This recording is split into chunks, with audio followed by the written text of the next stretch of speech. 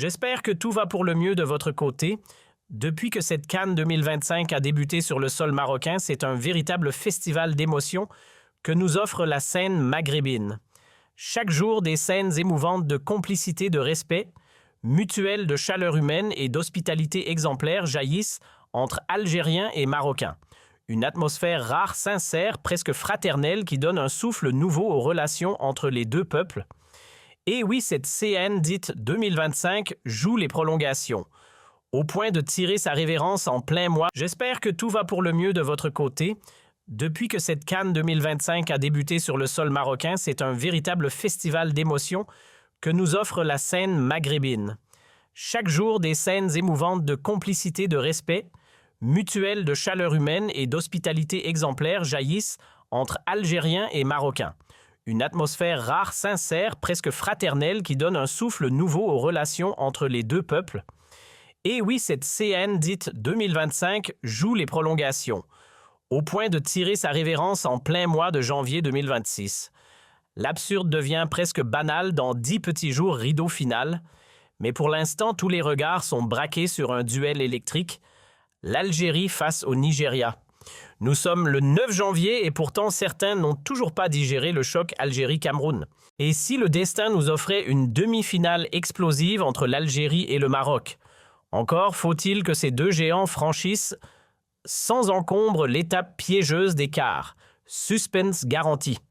Au milieu de la ferveur de cette CAN, un constat s'impose, les discours empoisonnés des pouvoirs autoritaires qui aimeraient tant voir les Algériens et les Marocains se regarder en chiens de faïence, tombent complètement à plat.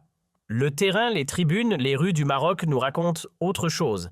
Des accolades sincères, des rires partagés, des gestes fraternels. Loin des narratifs toxiques, c'est une vague d'affection réelle, spontanée et indomptable qui s'est levée entre les deux peuples. Et ce petit miracle, on le doit au football.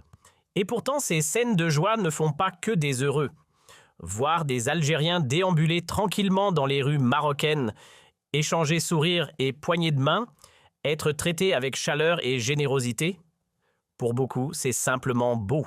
Mais pour d'autres, c'est un cauchemar en pleine lumière. Ce genre d'image, ces accolades, cette hospitalité sincère, ces regards bienveillants, provoquent des grincements de dents. Et oui, il y en a que cette fraternité dérange, profondément. Ils sont tapis dans l'ombre, ces architectes de la discorde. Moi, je les appelle les fabricants de haine. Depuis toujours, ils œuvrent discrètement mais férocement, politiciens, groupes d'influence, réseaux obscurs. Tout un écosystème qui prospère sur les conflits entre l'Algérie et le Maroc. Leur but, empêcher que le mot « réconciliation » ait un jour un sens réel. La paix les dérange, le voisinage apaisé les affaiblit. Leur pire cauchemar. Voir les peuples s'embrasser là où eux rêvent de fractures, des forces nuisibles, il y en a partout, que ce soit à Alger ou à Rabat. La différence, c'est que côté marocain, ces groupes agitateurs se font discrets, presque fantomatiques, tandis qu'en Algérie, la machine à propagande anti-marocaine tourne à plein régime, menée tambour battant par le pouvoir en place. Chez Tebboune, on ne lésine pas sur les moyens quand il s'agit de faire du voisin un épouvantail. C'est un véritable arsenal qui a été déployé ministère, médias d'État, chaînes de télé, associations en tout genre, partis politiques, bien alignés et même influenceurs sur commande. Tout le monde est réquisitionné pour souffler sur les braises d'un ressentiment anti-marocain bien huilé. De l'autre côté, au Maroc, les institutions publiques jouent pour l'instant la carte de la réserve. Pas de grande croisade contre l'Algérie orchestrée en haut lieu, du moins, pas avec autant de bruit ni de coordination. Il faut le dire sans détour, en Algérie, le rejet du Maroc est devenu une posture officielle. Une marocophobie institutionnalisée, criante, assumée. Au Maroc, le même poison existe, mais il circule dans des cercles plus restreints, certains politiciens, quelques médias. Et tous ces groupes, qu'ils soient visibles ou tapis dans l'ombre, n'ont qu'un objectif, saboter la réconciliation. La CAN les a pris de court, voir des Marocains et des Algériens main dans la main. Pour eux, c'est une gifle en pleine figure. Certains ont le cœur rempli d'aigreur et pour eux, la paix, c'est insupportable. Alors ils s'acharnent à fabriquer des tempêtes dans un verre d'eau. Mais attention, ici, la polémique est 2.0. On recycle de vieux mensonges, On injecte des fake news bien ficelées. On bricole des vidéos trafiquées à la sauce intelligence artificielle. Tout est bon pour semer la confusion, faire vaciller la confiance entre Marocains et Algériens, détourner l'attention et surtout faire capoter cette belle dynamique de réconciliation qui, depuis le coup d'envoi de la CAN, leur donne des sueurs froides. Prenez par exemple le match intense entre l'Algérie et la RDC, une vraie bataille de géants haletante jusqu'au bout. L'Algérie arrache sa qualification, difficile mais méritée. Et puis il y a ce moment, Mohamed Amoura, attaquant algérien, fait un geste en direction d'un supporter congolais bien connu. Un homme désormais célèbre aux quatre coins du globe pour sa ressemblance frappante avec Patrice Lumumba. Présent à chaque match des Léopards, il est devenu une figure mythique des tribunes. Ce supporter fidèle parmi les fidèles reste debout immobile, tel un monument vivant à chaque rencontre de la RDC. Par ce rituel silencieux, il rend hommage à Patrice Lumumba, leader panafricain assassiné en 1961, symbole puissant de la lutte contre l'impérialisme, le colonialisme et toutes les forces qui ont broyé l'Afrique. Son geste chargé d'émotion et de mémoire traverse les stades comme un rappel que le football parfois dépasse largement le simple jeu. Mohamed Amoura, dans l'euphorie d'après-match, a eu le malheur de reproduire sur un ton moqueur la posture emblématique du fameux Lumumba des tribunes, de son vrai nom Michel Koukaladinga. Il n'en fallait pas plus. En un éclair, les pages Facebook anti-algériennes s'en sont emparées, déformant l'intention pour en faire un scandale. Insultes, détournements, amalgames, tout a été orchestré pour salir l'image des Algériens comme si une moquerie malvenue résumait tout un peuple. Mais l'histoire ne s'arrête pas là. Loin de se contenter d'un simple communiqué, la Fédération algérienne de football a posé un geste fort, un acte de classe qui force le respect. Elle a officiellement invité le célèbre sosie de Lumumba pour réparer l'incompréhension. Il était même question de l'accueillir dans les vestiaires après la qualification, mais le protocole strict a mis un frein à cette initiative. Les bonnes intentions, elles étaient bel et bien là. Puisque l'homme ne pouvait venir à eux, alors c'est la fédération qui est allée à lui. Direction l'hôtel où séjournait le célèbre supporter congolais, symbole vivant des tribunes africaines. L'émissaire officiel algérien s'est déplacé en personne, non pas pour faire une mise au point, mais pour saluer, remercier et honorer Michel Koukaladinga, ce fan dont la présence empreinte d'histoire et de respect transcende les couleurs et les drapeaux.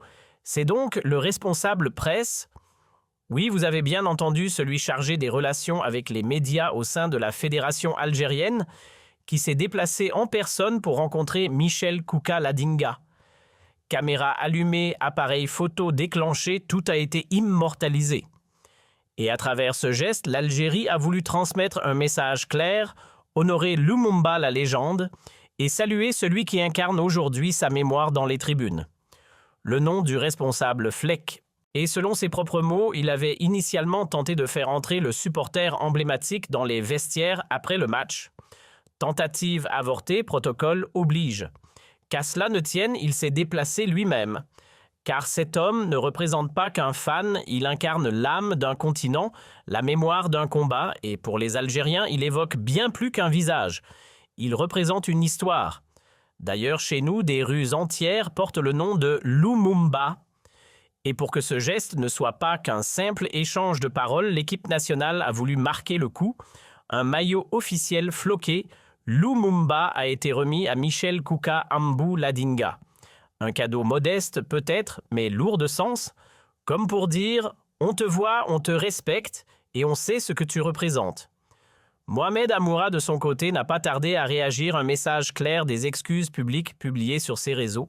Du côté de la fédération algérienne, l'émissaire envoyé pour rencontrer le fameux sosie de Lumumba a pris la parole. Il a expliqué que le geste du joueur était à la base une marque de respect maladroite. Amoura avait été touché par la prestance du supporter, il voulait simplement lui faire un clin d'œil. Mal exprimé, mal perçu. Depuis, il s'est excusé. L'incident est clos. Rideau. Ce qu'il faut retenir, c'est la hauteur de la réponse. Chapeau bas à la fédération algérienne pour avoir réagi avec autant de classe. Respect aussi à Amoura qui n'a pas hésité à se remettre en question. Le malentendu a été levé, les excuses adressées aux supporters congolais. Le tout dans un esprit de respect et de responsabilité. Bref, inutile d'en faire un drame, l'élégance a parlé.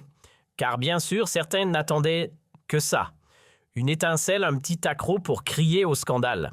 Les fabricants de haine, vous savez ceux qui transforment un geste anodin en affaire d'État, se sont rués sur l'occasion. Leur objectif, pourrir l'ambiance fraternelle qui règne depuis le début de cette séance, détruire cette belle complicité entre Marocains et Algériens, briser la magie des sourires échangés, des mains tendues. Mais cette fois, leur manœuvre a fait pchit.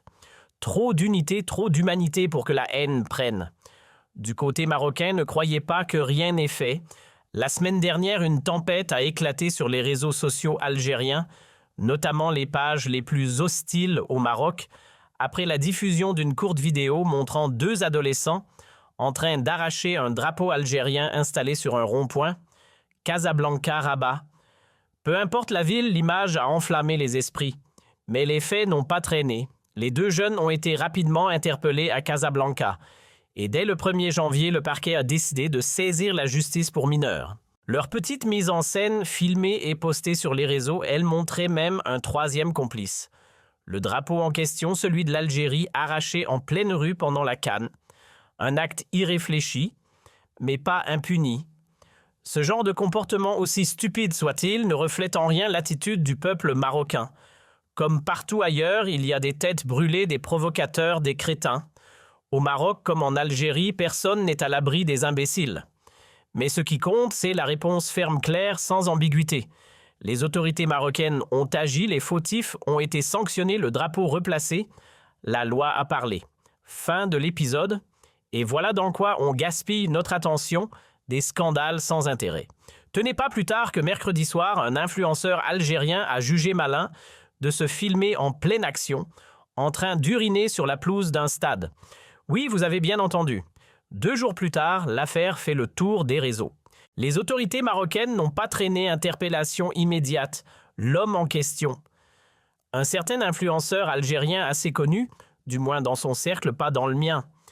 Les faits se sont déroulés juste après le match Algérie-Congo en 8e de finale. Et là, en toute impunité, monsieur se filme dans les tribunes en train d'uriner. Résultat, arrestation express, puis transfert direct vers Rabat. L'acte a été qualifié logiquement de provocation, voire d'outrage aux règles de décence et au sérieux de l'événement. Qu'on soit clair, filmer ses besoins dans un stade n'a rien d'héroïque. C'est juste dégoûtant. Faut-il crier au racisme anti-algérien? Certainement pas. Là, on ne parle pas d'un symbole opprimé, mais d'un type qui a décidé de son plein gré de pisser en public. Oui, son nom c'est Raouf Bekasmi. Et non, l'arrestation n'a rien de politique. On ne va pas pleurer sur le sort de quelqu'un qui transforme un stade en toilette. Comme les ados marocains qui ont arraché un drapeau algérien, ce sont des gestes irrespectueux, stupides et qui méritent des sanctions. Point. Oui, c'est sûrement un influenceur et oui, il s'en sortira probablement avec une amende ou un simple rappel à la loi. Il ne finira pas derrière les barreaux pour ça. Mais attention, ce qu'il a fait reste grave. C'est plus qu'une simple erreur de jeunesse. C'est un comportement déplacé, irrespectueux, indéfendable. Soyons clairs, que l'auteur de l'acte soit algérien, marocain, homme ou femme, peu importe. Quand quelqu'un dépasse les limites, trouble l'ordre public ou porte atteinte à la dignité d'un autre peuple, il doit répondre de ses actes. Pas de 2 poids, 2 mesures. La morale ne change pas de camp selon le passeport. Et justement dans tout ça, saluons les organisateurs de cette CAN. Franchement, ils assurent. Tout est bien encadré, l'ambiance est magnifique et surtout, il règne une atmosphère fraternelle entre Marocains et Algériens comme on n'en avait pas vu depuis longtemps. C'est beau. C'est fort. Et ça devrait nous faire réfléchir tous. Encore une fois, on voit bien le jeu macabre de certains régimes autoritaires. Ils ne veulent pas seulement maintenir la fracture entre 2 peuples, ils veulent y injecter de la haine. Une haine froide programmée, entretenue. Leur objectif, installer un climat de guerre larvée. Guerre des mots, guerre de l'image, guerre de l'esprit. À coups de récits empoisonnés, ils veulent formater les Algériens, leur insuffler l'idée que le Maroc est l'ennemi et qu'un conflit est inévitable. C'est ça leur plan, une guerre qui ne dit pas son nom, mais qui prépare les esprits à l'impensable.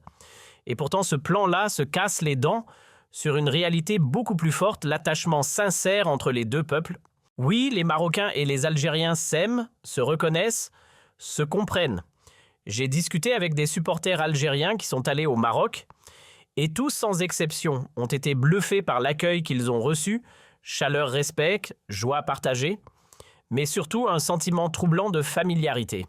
Car c'est là que réside le vrai choc, on se découvre des racines communes. Les langues se ressemblent, les traditions se superposent, la spiritualité est presque miroir. Et cette proximité, elle dérange.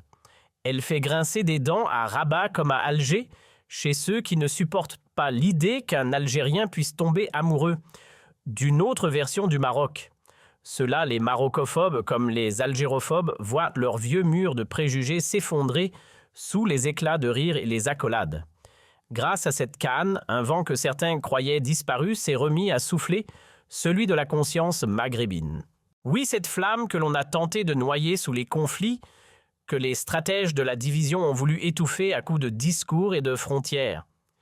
Mais cette conscience collective enracinée, têtue, vibrante, elle n'a jamais cessé d'exister. On a voulu l'effacer, elle revient plus forte, on a tenté de la tuer, elle respire encore, elle est là, bien là. Pourquoi? Parce qu'au fond, il y a un socle commun, une mémoire partagée, une foi proche des coutumes qui se répondent, une langue qui se comprend. Et même, osons le dire, un lien